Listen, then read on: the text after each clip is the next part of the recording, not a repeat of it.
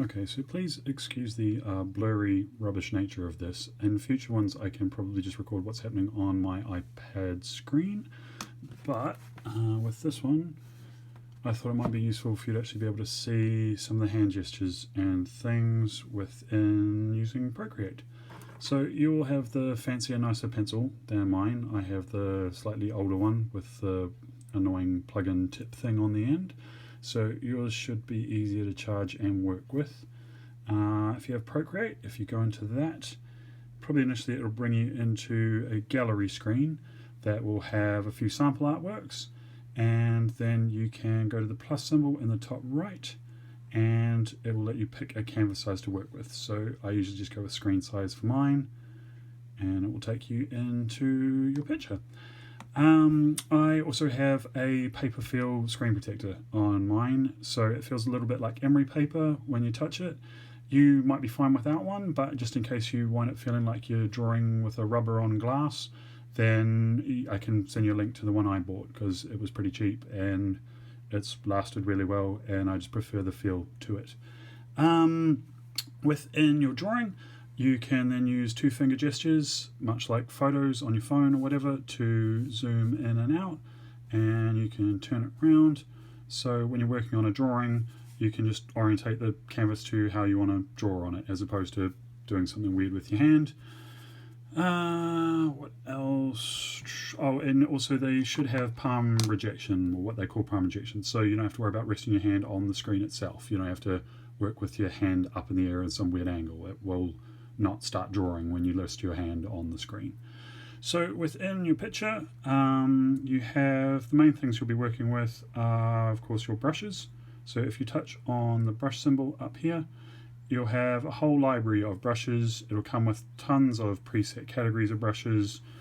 You can download free ones. I downloaded a whole load of skin texture ones that I find handy with freckles and all sorts and stuff. I paid actually for some that are very like the Copic markers that I worked with, just because they were the things that I was most familiar with. But straight out of the box, you'll have a whole load to work with. You can even edit the ones that are there or create your own new ones, but the ones that it comes with are probably more than enough to be starting off with. Best thing to do, I would say, to start with is just try any of the brushes and just have a play around with them. So if you grab a pencil, another thing, jumping around, your color wheel is up here in the top right. So you can have this set to a couple of different things. There is like a color wheel disc. I find that a little bit confusing, so I go with what is termed as classic at the bottom. So within this, you've got a spectrum slider here where you can pick anywhere along the spectrum or slide it along to try and get it more the color ones that you want to work with. You can pick anywhere in there to grab a color, and to tweak it, again, you can play either with where it lies on the spectrum, the sort of the hue or the saturation of it as to whether it's a brighter color or a bit muddier, and how light or dark it is within that spectrum, or again, just jab wherever you want. Then you can tap out of there, and that will be your color up there in the top right to work with. So depending on what brush you have selected, you then have sliders over here on the left hand side. The top slider is how small or how big the brush is going to be. With a pencil it won't be that noticeable, but say if I slide that all the way up to the top and draw a line, if I slide that slider again all the way down to the bottom and draw again, it's a teeny tiny little pencil. So if I put it somewhere big again so it's easier to see, you can also sketch with the side of your pencil, like you would with a real pencil. So depending on how you angle your pencil or your brush, it will respond to that. The other thing might be easier to see with a paintbrush actually. If I grab a paintbrush from the list, where's painting? Painting, oh yeah, that'll do. Oh, yeah, so if you click into a brush, it lets you edit it and all the rest of it, but that's a bit scary, so we'll come out of that. Again, if I make the brush big, it will be really big. If I make the brush tiny, it will be small. The other one you have here a slider for is the opacity of the brush. I guess in more painterly terms you could think of it as how much paint is on the brush. So if I got that really down low opacity and paint, it's very faint. if I put all the way up and paint, it's straight away much thicker to start with. What else? A very handy one that you'll want to know is 2-finger tap on the screen is undo. It will undo, and it'll tell you at the top what it's undoing. It will steadily undo anything that you've done. If you've gone too far, you can redo with a 3-finger tap. So 3 fingers taps brings them all back again. So it's quite handy if you just want to check how something looked before or after. Also to fix any terrible mistakes if you're anything like me. Again, with your color wheel, you can start to build up palettes at the bottom here. You can create new palettes in any colors that you're working with a lot. You can dot them into these little squares and delete them when you don't want them anymore. Or if there's a color in your picture that you want to sample, let me just use another color so it's easier to see what I'm talking about. If I was doing that and I suddenly wanted to work with that purple again, I can click this little square in between the sliders, and it gives me this eyedroppery wheel, and I can then touch instead on the purple, and it has now sampled that purple as my color up there. If I want to swap back to the red, again touch the square and touch the red, and it's picked up the right color there. It will help you draw basic shapes. So if I grab a pen, if I started drawing a line and it was going a bit wonky, if I hold it down, it will straighten that line out for me. Similarly, a wonky circle, if I close it and hold it, nice neat circle, wonky square, hold it, ooh, okay, still not a square, but you know. And a handy colouring in thing, any solid shapes, you can grab a colour from your top right and drag the colour down and it will fill it in. So you can do that with any colour, any shape. It's just a very quick, easy way of blocking in big areas instead of having to colour everything in. What else? Okay, on top of your brushes, the next one over is your smudge.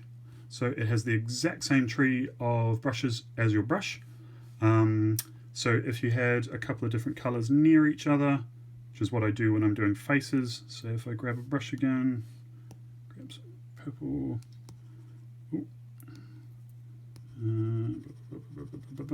If I then go smudge, you can start blurring those together, or you can again make your smudge brush a lot smaller and it will make the smudging sort of smaller and more delicate. You can't really see that very well, but something to play around with.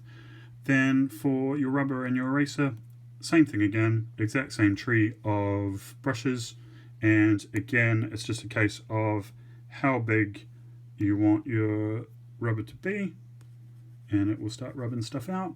Again, you can change the opacity to make it either like a hard erasure or for it to just start slowly rubbing through the colour. Quite easy to suddenly forget that you're on your smudge tool or your brush tool or your eraser, but again, all else fails, you can just start 2-finger tapping and undo all of your terrible mistakes. Within the brushes alone, you can spend heaps of time playing with all of them. There's all kinds of things in here that'll let you do clouds and plants, and let's try and do some clouds. Okay, those are some giant clouds. Again, undo. Try and do some smaller clouds. So there's all kinds of time-saving things in here. There's grass and water and all kinds of textures. Like the little shiny things, if you go into luminance, you've got light pens you can play with. They will then let you put like shiny highlights on metal or hair or whatever. Makes things nice and shiny. What else? I think those are the basics that you want to start playing with to begin with. The only other thing that I'll get onto is layers. So that's the next one over. And I guess if you think of it as being like a stack of tracing paper, so it'll give you a background color to start with, and if you touch on that one, you can change the background color to anything that you want it to be. On top of that, it will by default give you a layer 1 to start working on, and then as and when you need more layers, you just hit the plus and it'll just keep adding. If you touch on any of the layers, there's a whole bunch of options that you don't need to worry about to start with, but what you might want to do at any point is if you press and hold on a layer, it will let you reorder it. So it will let you adjust the stacking. So if I drew something on layer 2 that was in front of something on layer 1. So if I grab a brush in a different color, if I drew something on here, but I actually wanted that to sit behind layer 1, if I press and hold and drag it behind, it's now dropped behind the square. I should have done something that actually poked out the side of the square, but I'm sure you get the idea. Where this comes into play most often, I find, is for, say, some of my drawings. Where's a good example? That one I was working on. So if I go into my layers for this, I will start with a pencil layer, and you can turn all the layers off with the ticks. So if I just turn all of them off, I mean, professional artists gripe that, oh, there's not enough layers in Procreate, you can only have 100 layers per drawing. And I'm like, I don't need 100 layers for a drawing. But I would have started with this pencil drawing, and let me just bring the something else, sorry, jumping all around. If you touch with 2 fingers on any layer, it will give you an opacity slider at the top. And by default, every layer when it starts is all the way over here to the right at 100%. So when I started this drawing, I would have sketched this with a pencil and done it nice and rough and stuff. And it doesn't really matter because no one's going to see this layer at the end of it. And that's the beauty part of it, is that you can sketch out any picture that you're working on roughly in pencil. And then I would have created layer 2, would have been the next thing that I did, was make layer 2 and dragged it behind my pencil layer. So if I turn layer 2 back on now and zoom in a bit, you can kind of see my pencil work as an overlay of that. And when you first started working on it, you can have it so that, I'm not explaining this very well, if I make it the pencil layer a bit more see-through, if I tap it again with 2 fingers and reduce that opacity, sliding it all the way across, that makes it more and more and more see-through, so that you can kind of work underneath almost the layer of tracing paper that's got your pencil line on it. I mean, alternatively, you could work on top of the pencil line. I could have had a layer on top of it, but as I draw over it, I will no longer see my pencil guidelines. So I prefer to almost do my pencil layer, make it pretty see-through, and then create my layers underneath that to work underneath it. And then ultimately, when I'm done, I can turn off the pencil layer altogether, and you will just see what was underneath it, if that makes sense. But it's probably a bit much to be worrying about to start with, but it's just to give you an idea of how you can start with a single layer and then build up. But it also means that I find that you can work on, say, with this part, I did all of the face on one layer, and then certain things like the facial features and the hair, if I turn that on, are on another layer. And it means that then if I want to go back and do any more blending on his face, I can go in and blend, and it won't mess up the lips or the eyes or the hair or anything. Like if I wanted to smudge the face more, because the hair and the eyes are on a completely separate layer, they're on this layer, they can't be impacted by anything that I'm doing on this layer here. Yeah, I'll stop going on about layers because it's probably too much to start with. But as I say, I would just focus on setting yourself up a new blank picture and jumping in and having a really good play around with the brushes. So again, just to recap, all your brushes are here, all your smudgy brushes are in this one, rubbers are in here, layers are in here, and all your colors are in here, and your sliders for adjusting your brushes, top one is size, bottom one is opacity, middle one is your color picker to help with whatever color is selected up here. Anyway, I hope that was vaguely useful, and as I say, the future ones, if I send you any more, I can record what's happening on the screen. I just thought it might have been handy to actually see the finger tapping. So I'm not saying to you, tap with 2 fingers, and you're like, tap what with 2 fingers? I'll tap you with 2 fingers in a minute. And yeah, that is all. Feel free to ask me any questions. Oh, one other final thing. I often find it handy when I first started doing this, I would have scrappy pieces of reference photos to look at.